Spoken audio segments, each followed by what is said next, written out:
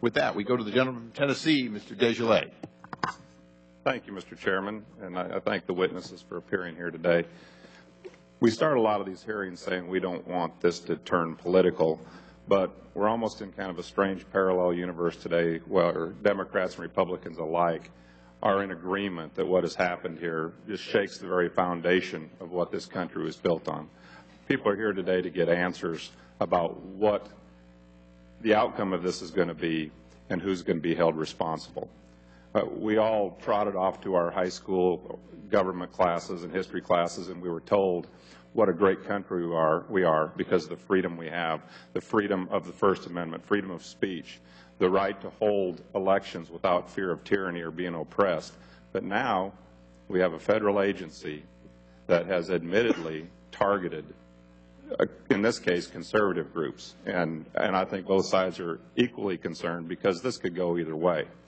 And I think what people want to know is who is going to be held accountable and how they're going to be held accountable, how high up this went or didn't go. And so what we're here today is find those answers. Now, Mr. Shulman, you consider yourself a good leader? Excuse me? You consider yourself a good leader? I do. Okay. So you're as an American, outraged like the President over what's happened within your agency. Is that correct? I'm deeply saddened and dismayed that this happened at the agency. What would be justice to you? What would restore the faith in the American people in the IRS, in your opinion? What should be done? I don't have all the facts, and I'm not in a position to, I'm outside of the government at this point, so it's not my decision what should be done. Okay, but you admit that people were targeted, and you found out about that over a year ago. You knew that conservative groups were targeted. No, over a year ago was informed that there was a list. I did not know the details. I didn't know the severity. A list of people who are targeted. This is really hard for you to say. Everyone else is saying it, but you can't say that there were groups targeted. As of May 2013, so sitting here today, I mean, you can call it what you want. A year ago, you didn't know the groups were being targeted. Did Mr. Miller, your predecessor, did he know that groups were being targeted? I can't tell you what he knew. I can tell you what he told me. What did he tell you? It's what I said, that he told me that there was a list, that the word Tea Party was on it. We didn't know what else. And when did you know this? You knew this before the election. What's that? You knew this before the election. Sometime in the spring of 2012. Okay, that would be before the election, I believe. You did know there was an election going on that year. Excuse me? You did know there was a presidential election. I'm aware that there was an election last year. All right. Do you think that that type of information could potentially harm the president in an election year? Did that cross your mind?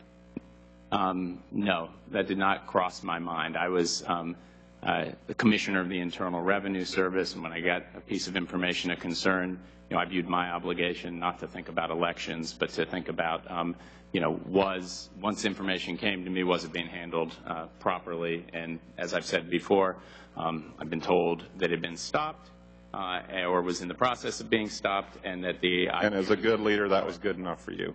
Excuse me? As a good leader, that was good enough for you? I feel very comfortable with my actions. Wow. Okay. What about the credibility of the IRS moving forward with implementing the health care law? A year or so ago, you and I had a conversation in this room about the IRS's readiness to implement the health care law. You felt that even though it took 55 minutes for someone calling about a tax question to talk to a human being and get an answer, that you felt comfortable that we would be ready to implement this health care law. How do you feel about that today? I know this won't be your responsibility. Do you still think the IRS is ready and has the confidence of the American people to share their most personal information with them to go ahead and implement the new health care law? I think a couple things. I think, one, the last couple of years, Congress has not been funding the IRS sufficiently. And, I would defer to the Inspector General, who's done some looks at least when I left, had been looking at, is the IRS ready to implement its portion of the Affordable Care Act? Are they competent to do it? Are they trustworthy enough? This is personal information people are going to have to share. I mean, we have to restore the confidence, and we don't even know what we're going to do in this case where our most basic freedom of speech has been violated. And you don't know whether anyone should go to jail. You don't know who should be held accountable. Look, I feel very confident in the men and women of the IRS to do the tasks they gave them. There was clearly a serious breakdown in this unit and in this topic here, and it's very serious, and the committee should be looking at it, et cetera. But I feel very confident in the capabilities of the IRS broadly and generally. We'll see if think America shares your views, and I yield back. I think the gentleman